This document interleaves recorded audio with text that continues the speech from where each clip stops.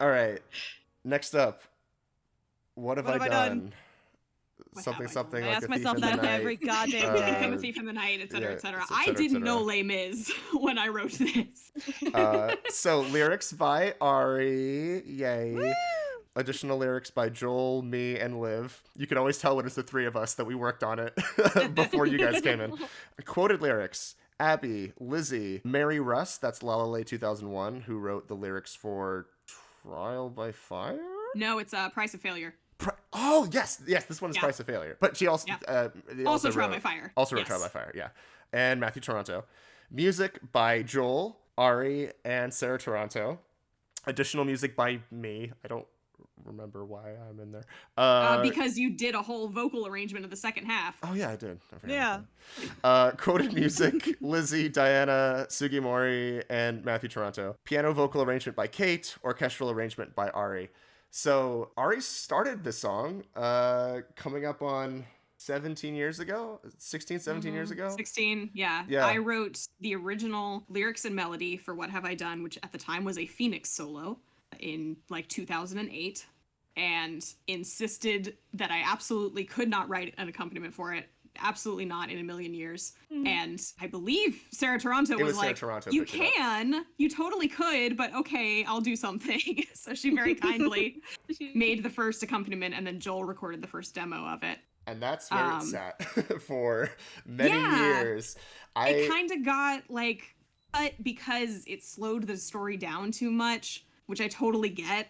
But yeah, so it was just kind of a cut song forever. And I hadn't heard it until you guys played it on the 2015 original soundtrack live stream. It was the first time I'd ever heard it.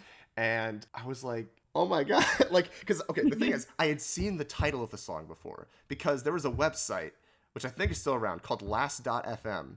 Oh yeah. And that is where I downloaded. That's the only source I had for like downloading songs. But a song could be listed on there but not have a download on it. And that was one of the, there's a bunch of other songs like that that I just did not listen to for years because they weren't on Last FM, and that was one of them.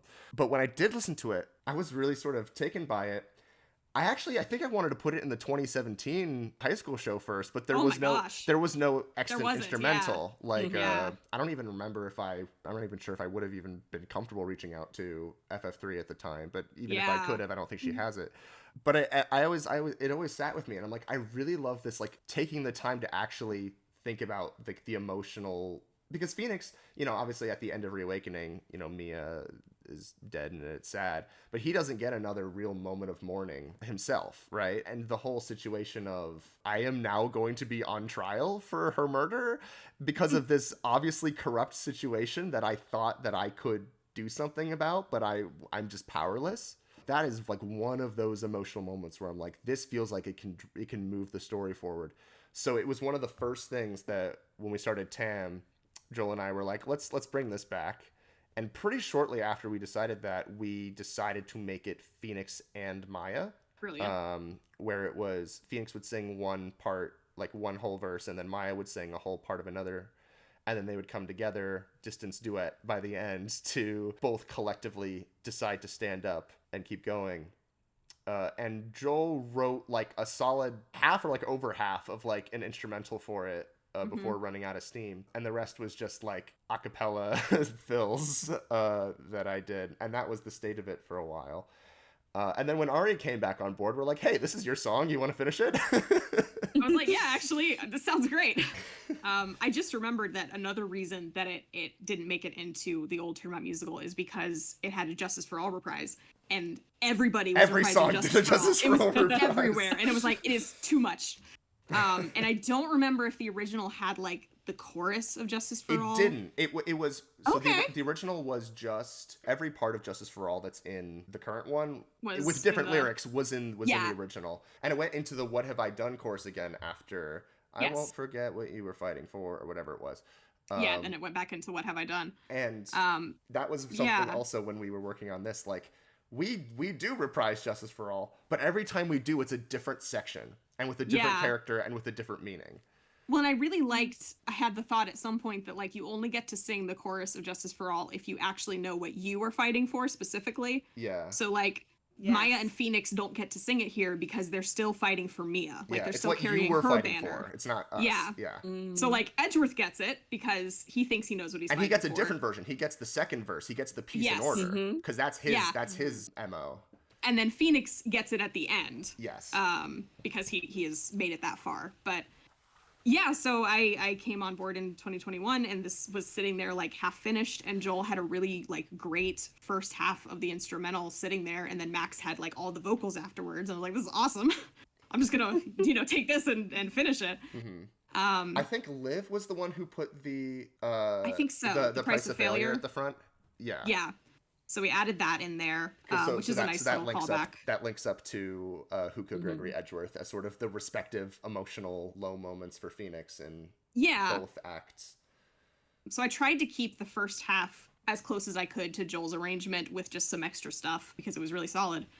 And then from the part where Head Up, Back Straight comes in to the end was all like me just like galaxy braining.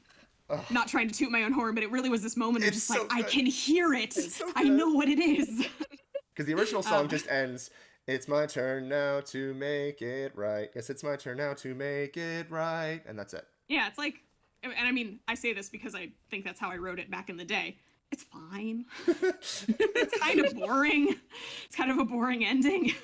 And so the first version of Flaff had come out sometime probably in the month before this, and we all loved that Head Up, Back Straight motif, and I was like, it just fits right in. And then I'll have Phoenix doing these like big notes under it, and it was so much fun to write. I really kind of leaned into, I have like an oboe and a clarinet, and it's mostly like Maya is the oboe and Phoenix is the clarinet. Like, they're both playing a lot, but the one that's featured is usually whoever is singing at that moment. And just kind of in the second half, it's these big sweeping like movements. I don't know. I really love the way that this one came out. And there aren't that many Easter eggs in it. There's... It's just reprises. Yeah, because it's just like, here's a full Justice for All verse reprise. But I do love that in the bridge, because it's like, it's not the typical part of Justice for All. I think it kind of sneaks past you. Yeah. There's a section of Turnabout Sisters, the arpeggio, the do. Yeah, because I noticed that's from Joel. That's from Joel. In the bridge, not the bridge, the like dialogue break in the middle. Yeah. Which is great because it's like the Magatama and everything. But then it also is in the second half, when they get back to the What Have I Done chorus.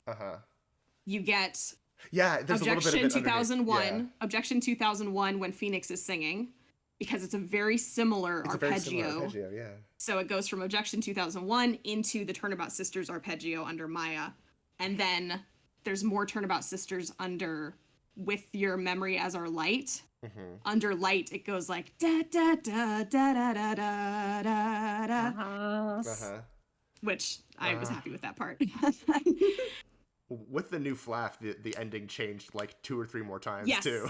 The part that is now Force a Grin was a different thing. Because originally it was I'll fight like a fae, and then you change it to I'm alright, I'm okay. Yes, I changed that one too, because I didn't want to use Fight Like a Fae twice. Yeah. Like, I already wasn't happy with that, and then I can put in this kind of little reference. It's not exactly the same, but it's a callback.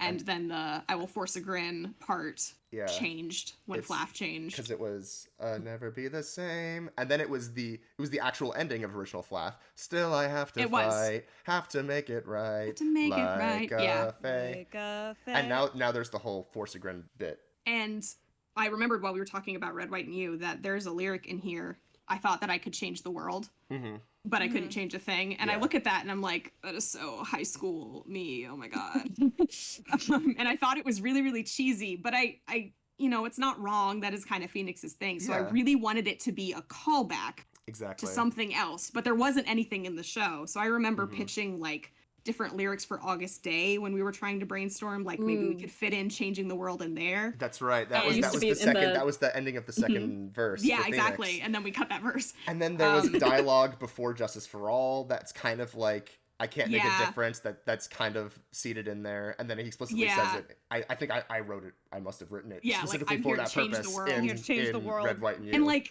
it's still dumb. cheesy, but now it's like intentionally cheesy. Yes, exactly. Yeah. We're writing a lawyer musical here. It's like like we can... Anyway, sorry, I just kind of like I don't blacked out for a second. Talking about what have I done. It happens. It happens sometimes. That's literally why we're doing this. I love that this song came back, and I love that it's the song that I wrote back in high school, but it's also not, because it's got Joel and Max and Liv and Lizzie and Abby, because Abby's lyrics, like, it's this huge melting pot, just like all of Turnabout Musical. Yes. I love it so and it much. was fun to revisit it. I'm looking at the sheets again without having heard it in probably years at this point. I am getting chills looking at the sheets. Thank you. Oh yeah, there's this guitar part, the reawakening guitar part. The guitar part for the entire build up from Justice for All into that reawakening bit. I'm like, I am getting 2022 hotel room vibes. That's what I'm feeling right now, baby girl. About that. It was Mike Meekins was the detention center guard. Is that me, Max, and a few other people, we were going up to see the Turnabout Samurai in Minnesota with the ASP cast, and at one point, the initial mix, I think, with Ren and MJ came out for What Have I Done? And we had to wait until everyone else was out of... Was it the final mix? It was close to final. Like, it was... I think it was just... It was a sneak peek. What Have I Done was one of the ones we put out as a sneak peek for the backers, right? I think so, yeah. Yeah, I think so it probably would have been that mix or like the mix right before it. But it was Ren and it was the first time we'd hear Ren and MJ performing it. Was a good mix, yeah. Oh, you know what? It probably was the first one because we switched the vocal lines at the end. Yes, remember that? The very end. Yes. Yeah. I think the sheets are still the original version. Yeah. But like the original lines that were written, Ren and MJ sang them beautifully, but they just didn't sit quite right. It's not their fault. They didn't sit right when I sang it either. I should have known. Like a on this August day. So I just swapped the movements that they make. So right there, it has Maya's line going up to the E flat and Phoenix doing the kind of like da-da-da on August Day. And I just swapped them. So Fight Like a Fae goes down to the B and then the C and all that. And Phoenix goes up instead, and it just sounded a lot better. And the sheets never got Ren's changed. a tenor, and we love him, and he can get up there. Yeah. Well, and the like, point of the story... again, MJ could do it. It just sounded better the other way. Yeah. Yeah. Like a on this August day.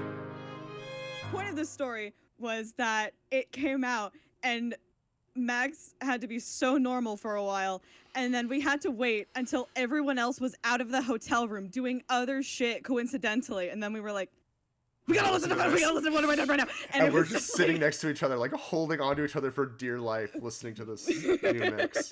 Oh, it was so wonderful. That was the most like genuine, pure, like my body is overtaken with like, holy shit, like this is like, these are the people that we got. Because I wasn't part of the casting process. I did not know what these people sounded like. And so I think that was my first time hearing Phoenix and Maya.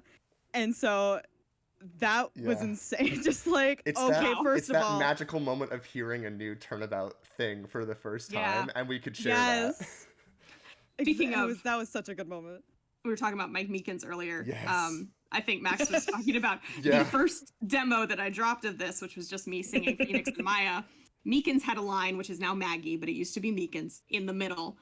And I was like, I'm not doing a Meekins voice. It's me I don't from feel the like scratch track from September 2019, and it stayed in the mix for like 3 years. I just got maxed out and was like, you're still Meekins. There's no need to yell, sir. And then Abby and Lizzie made me read for Meekins in one of the big top. Oh my gosh, that's right. Early table reads. My penance. This is what I deserve. This is what I deserve. Yeah. Anyway, I think that's everything for What Have I Done. Yeah. I'm happy that it came back and got a glow up. Thank you so much, Arri, for doing that. Thank you for fulfilling that. I'm not going to say childhood dream, but that 16-year-old me's dream from the first time I heard it.